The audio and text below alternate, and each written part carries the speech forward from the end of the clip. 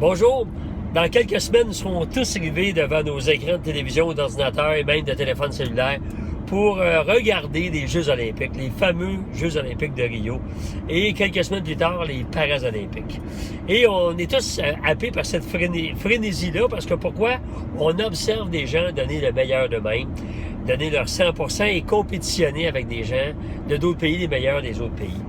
Alors, ces gens-là, qu'est-ce qui les motive à aller aux Jeux olympiques? Évidemment, désir d'être le meilleur au monde, probablement, et le meilleur dans sa catégorie.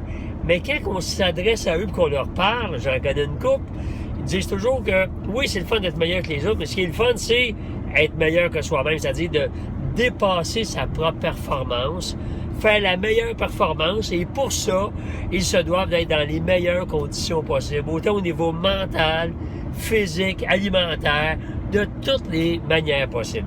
Alors, il y a beaucoup de parallèles à faire entre la vie en affaires, la carrière, la vie professionnelle et les Jeux olympiques.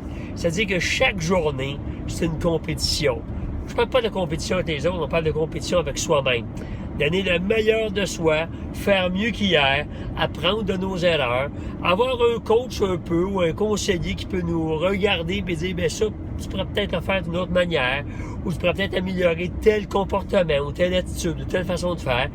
Et lorsqu'on a vraiment l'esprit ouvert, qu'on a vraiment, si on veut, la flamme olympique en dedans de nous, bien, chaque journée est une pierre de plus qu'on ajoute à l'édifice de notre carrière totale.